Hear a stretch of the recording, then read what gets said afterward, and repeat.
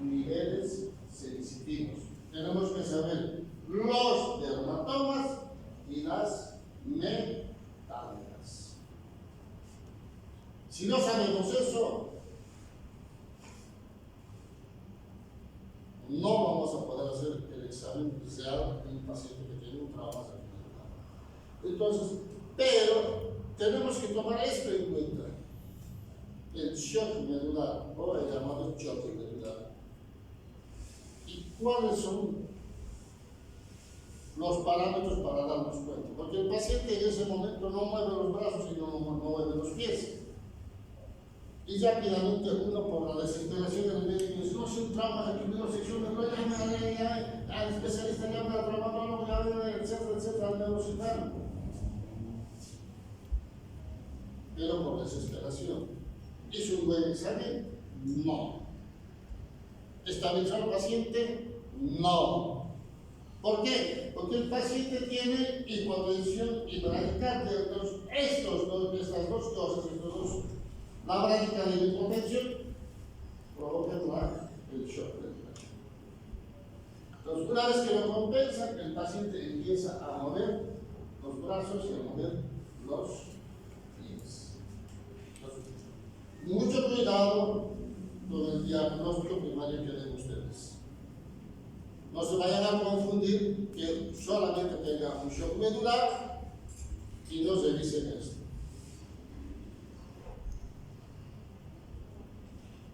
Es importante tomar en cuenta todos estos pequeños detalles cuando estamos frente a un paciente con el diagnóstico de trauma medular.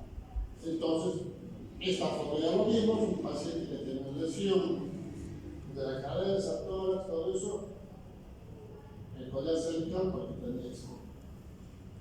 Entonces, cuando nosotros tenemos una radiografía de columna cervical, siempre pidan en la orden enfocar hasta C7. ¿Por qué? Porque las mayores lesiones del ISTES se presentan en C5, C6 y C6. La gran mayoría, porque está con collar cervical, muchas veces sacan una foto desde acá para allí. Vemos C1, C2, C3, C4 y a veces C5 apenas. Y si no vemos, no tiene nada, aquí tiene collar cervical. Pero la lesión está abajo. Por eso, como ustedes pidan la radiografía cervical, siempre cuidan la radiografía cervical antero, posterior y lateral, pero tienen que poder enfocar hasta C7. Si no ponen eso, y les mandan hasta acá, entonces no tiene nadie, les sacan el poder, el paciente se levanta y se desploma y hace una sección. Por eso tienen que tomar en cuenta y ver estas lentes que son importantes: la anterior, media, de las láminas y las apófisis espinosas. Tienen que estar bastante alineados. Son 4 líneas como parámetros para entender lo que tiene el paciente. Fracturas, accidentes de tránsito con desplazamiento, fíjense que el cuerpo lateral dentro del canal medular. Este paciente tiene sección medular, ¿no es cierto? Si nosotros vemos esto que no se ve muy bien, fíjense, este cuerpo está desplazado hacia adelante y abajo, ¿no es cierto? ¿Cómo tratamos a los pacientes? En general, el tratamiento es multidisciplinario, no es solamente el neurocirujano, el traumatólogo, el cirujano, etc. Primero, cuando vemos que el paciente tiene déficit o lesión medular, tenemos que hacer tratamiento preventivo para las escalas de decúbito, porque van a estar postrados por mucho tiempo. Evitar las infecciones urinarias, una sonda vesical que cambia periódicamente. Evitar las complicaciones de infecciones pulmonares, porque si la lesión es alta, los pacientes van a tener ¿qué cosa? Dificultad en la ventilación. ¿Por qué? Porque no tiene una función evidente o buena del músculo. ¿Qué músculo? ¿Qué músculo? El músculo de la respiración. el músculo diafragma, es el músculo más importante. ¿Y los accesorios cuáles son? ¿Cuáles? Los intercostales, ¿no es cierto? Los intercostales. Entonces, todos esto tenemos que empezar a pensar en este tipo de pacientes, el ámbito psicológico, la fisioterapia, cuidados de enfermería y obviamente el tratamiento quirúrgico para estabilizar la columna, ¿no es cierto? Cuando hablamos de tratamiento quirúrgico podemos hacer estabilización por vía anterior a nivel cervical, en la parte posterior, ¿no es cierto?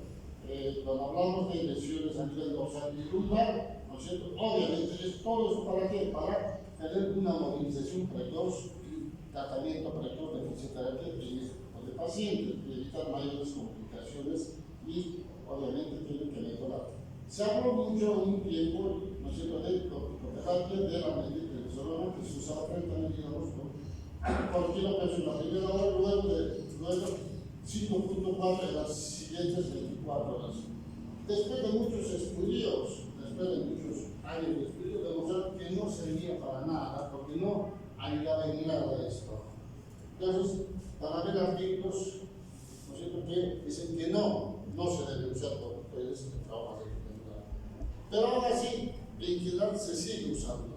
El trabajo y la ponen de examinación. Y salió un último artículo que nuevamente están empezando a decir que sí se debe usar esto. Entonces, esto como que van estudiando y van poniendo parámetros. Entonces, lo que yo quiero que se quede con ustedes es que actualmente no se usa eso. Actualmente no se usa. Porque en general, cuando empiezan a decir que sí se usa, tiene que haber un consenso, ¿no es cierto?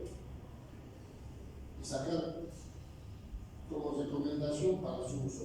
Yo lo encontré de casualidad en un artículo de que otra vez un autor, ¿no es cierto?, que está usando y que está teniendo resultados. Pero vamos a ver hasta dónde, digamos, se puede, ¿no es cierto?, decir eso. ¿Cuáles son las contraindicaciones para el uso del corticoide? En pacientes embarazadas que están, pacientes menores de 12 años y pacientes que ya usan corticoides por mucho tiempo, los pacientes que tienen artritis reumatoidea, pacientes que son enfermedades inmunes que usan mucho corticoides, ¿no es cierto? Todos esos, y cuando el paciente nos hace esto, es porque el paciente no tiene ninguna lesión en la médula. No tiene lesión en la columna, entonces el paciente está bien, pero lo mismo tenemos que controlar. ¿Alguna pregunta, jóvenes? ¿Está todo claro? Muy bien, ¿está todo claro? Terminamos las clases.